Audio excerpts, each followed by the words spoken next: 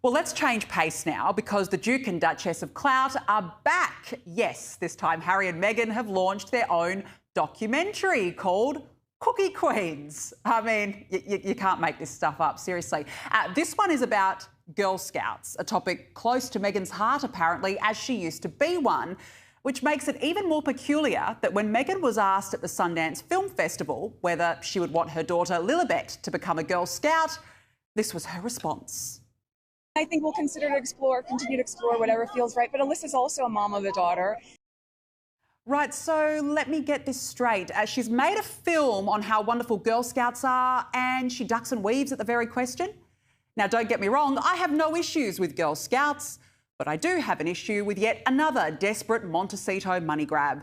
Writer and broadcaster Esther Kraku gives us her frank take on the latest instalment of the Duke and Duchess of Privacy.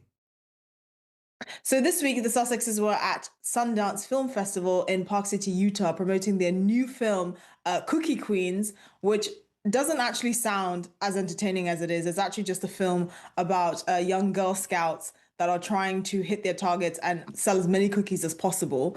And the reason why Meghan Markle and Archewell Film Productions decided to produce this is because Meghan Markle herself was a Girl Scout, and she said that it made her feel very nostalgic, and she loved, the perseverance and the values that it taught her, including, being able to feel comfortable with her in her own body as a girl, which is apparently difficult to do these days. Now, the film is 91 minutes, which doesn't sound like, sounds like the standard length of a film. But when you actually factor in the fact that the entirety of the film just literally focuses on a bunch of girls running around trying to sell cookies, and then Meghan Markle gushing that her favorite flavor is Thin Mints, which makes sense for someone who blew up the royal family, then you realize that you'd probably rather prefer to French kiss a terrier than sit through a 91-minute film about Cookie Queens. And thankfully, Harry was let off his leash long enough to actually make an appearance at this film festival. And it just goes to show you how the mighty have fallen, because even though this is probably, one of many other future failed projects that is going to come from the Sussexes, we remember their Polo documentary and Meghan Markle's cooking series, which again didn't really set the world on fire. We now have a prince, or a man who used to be a prince, talking about the joys of organic granola and financing his wife's failed projects. And it's just the dichotomy of where he was 5 to 10 years ago, actually making a difference in the world, and now he's trying to flog a film about young girls selling cookies. Let's get something straight right at the top, because people keep deliberately confusing this point. William will inherit the crown, the palaces, the courtiers, the protective press ecosystem, and the institutional myth-making machine that exists to smooth over every personal failure of a monarch.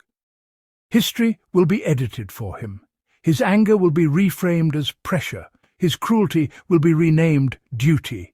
He will always be buffered by power.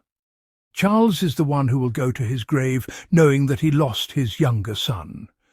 Not to death, but to distance, neglect, and unresolved pain. A son who openly adored him, defended him publicly, longed for his approval, and repeatedly said he wanted reconciliation. A son who didn't quietly drift away, but who tried, explained, pleaded, and waited. Charles will also have to live with the reality that his grandchildren barely know him, not because of geography, but because of choices.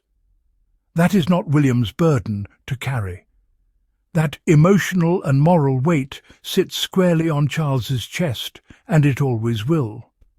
This is the question Charles cannot outrun, no matter how many palace briefings are leaked or how many vague doors are open. Lines are floated to the press. Because squaddies, let's be brutally honest here, you cannot have both. You cannot genuinely reconnect with Harry while continuing to centre William's anger, jealousy, and need for control. Those two realities are incompatible. One requires courage and leadership. The other requires appeasement and fear. And here's the part people whisper but never say clearly. Not the tabloids, not the royal rota, not the palace spin doctors. History doesn't care about internal family politics, it cares about outcomes and moral clarity. When Charles is gone, the story won't be he tried his best under difficult circumstances. It will be that single failure will loom larger than speeches, initiatives, or causes, because estrangement between a parent and a willing child always becomes the defining human question of a life. Let's not romanticize this. No matter how many environmental causes Charles champions, no matter how many decades he waited for the throne, no matter how thoughtful his ideas may have been, not a son who vanished quietly, not a son who refused contact, but a son who explained his pain publicly, who articulated exactly why he left, and who made it clear that the door was not slammed shut, only guarded. Estrangement from a child, especially one who openly sought reconciliation, becomes the central moral reckoning of a parent's legacy. It reframes everything, and Charles knows this. That's why the situation lingers unresolved. That's why the palace circles around it instead of confronting it head-on. Because fixing it would require choosing love over hierarchy. And that's the one thing this system struggles to do. Now, let's address what everyone pretends not to see. This is not ordinary sibling resentment. This is, and Charles tiptoes around it constantly. Not because William is correct, but because Charles is genuinely afraid of him, afraid of his temper, afraid of destabilizing the succession narrative, afraid of what happens when the heir is displeased. And squaddies, this didn't happen by accident. Years of prioritizing William, excusing his behavior, shielding him from accountability, and positioning him as untouchable taught William that his feelings outrank everyone else's, including the king's own son. The palace didn't just enable this rage, it rewarded it. So now Charles finds himself hostage to a situation of his own making. Here's where it turns tragic. Instead of leading with love, he leads with avoidance. Instead of confronting dysfunction, he pacifies it. Instead of protecting the vulnerable child, he soothes the volatile one. Every time he chooses William's comfort over Harry's dignity, the distance hardens. The silence deepens. The damage compounds. Harry didn't ask for power. He didn't ask for control. He asked for safety, respect, and honesty, the bare minimum any child should expect from a parent. And Charles knows this. That's why this isn't misunderstanding or confusion. Time is not neutral in estrangement. It is not kind. It does not pause out of respect. Every year that passes makes reconciliation more complicated, not less. Every birthday, holiday, and milestone missed with grandchildren becomes something that can never be reclaimed. Every unanswered call, every avoided meeting, every delayed decision slowly turns into permanent history. And one day, sooner than Charles wants to admit, the choice will no longer be theoretical.